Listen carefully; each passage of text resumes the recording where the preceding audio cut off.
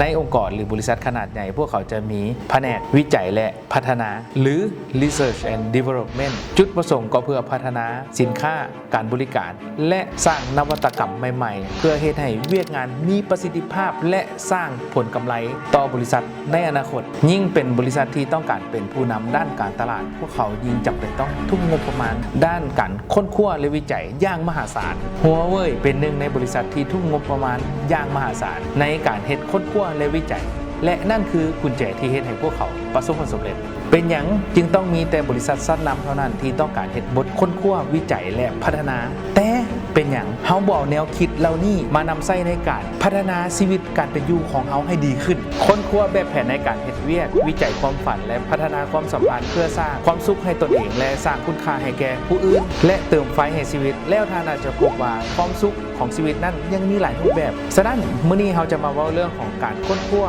และพัฒนารูปแบบของการใช้ชีวิตนำกัน 1. ค้นคว้าและวิจัยรูปแบบของการเฮ็ดเวียกหลายๆคนมักยึดติดกับรูปแบบของการเฮ็ดเวียกแบบเดิมๆเสมือนว่านั่นคือมรดกตกทอดมาจากรุ่นสู่รุ่นแต่ในความเป็นจริงการเปลี่ยนแปลงมันบ่โหดร้ายขนาดนั้นและถ้ามันบ่ได้ผลท่านก็สามารถเปลี่ยนแบบแผนมาใช้แบบแผนเก่าได้ตลอดเวลายกตัวอย่างถ้าผู้ใดที่ว่ามักสื่อสารกันโดยการใช้ WhatsApp ท่านอาจจะเปลี่ยนแปลงตัวเองโดยการเข้ามาสื่อสารกับทีมงานและกับเพื่อนร่วมงานของท่านโดยการโอ้ลมท่านจะพบการเปลี่ยนแปลงและความสัมพันธ์ในรูปแบบใหม่อย่างน่าประหลาดใจ 2. ค้นคว้าและวิจัยการใช้ชีวิตพวกเขามักติดกับรูปแบบความคิดและพฤติกรรมแบบเดิมๆบางครั้งเฮาสร้างเงื่อนไขที่จะเปลี่ยนแปลงให้มันยากแท้จริงแล้วถ้าเมื่อเฮาอยากเปลี่ยนแปลงการใช้ชีวิตบางครั้งเฮาก็สามารถเปลี่ยนแปลงมันได้เลยแต่ก่อนข้าพเจ้าเป็นคนที่ตื่นสวยแต่ตอนนี้ข้าพเจ้าพยายามตื่นเช้าขึ้นแต่ละเช้าข้าพเจ้าจะตื่นขึ้นมาเพื่อเขียนบทความแต่ถ้ามื้อใดที่ข้าพเจ้าบ่ได้เขียนบทความข้าพเจ้าก็ออกไปแล่นน้ำหมู่อยู่แคมป์ของเมื่อเฮาแล่นเฮาก็จะได้เห็นการใช้ชีวิตในรูปแบบใหม่ๆของผู้คนและได้แลกเปลี่ยนแนวคิดจากเพื่อนร่วมกิจกรรม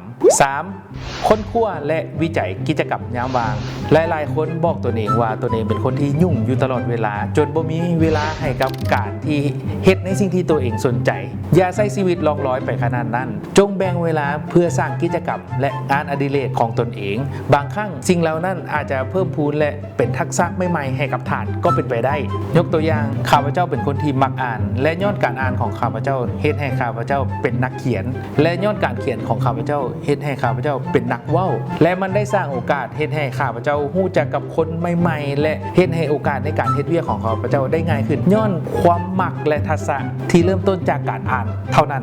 4. วิจัยและค้นคว้าเรื่องของครอบครัวข้าพเจ้าเป็นทั้งผู้บริหารและเป็นนักเขียนฉะนั้นเวลาเป็นเรื่องที่ยุ่งยากที่สุดของข้าพเจ้าแต่แนวใดก็ตามเรื่องของครอบครัวเป็นเรื่องที่สำคัญบ่ว่าจะเป็นเรื่องของลูกเมียและก็ครอบครัวทั้งหมดเนาะเฮาต้องแบ่งเวลาให้อย่างเหมาะสมเฮาต้องลองเฮ็ดสิ่งใหม่ๆใส่โอกาสกับลูกให้ดีสร้างสมดุลให้กับครอบครัวคนที่หานหักให้ดีใกล้ๆนี่ข้าพเจ้าได้เปลี่ยนแปลงโดยการมอบเวลาให้กับพ่อและแม่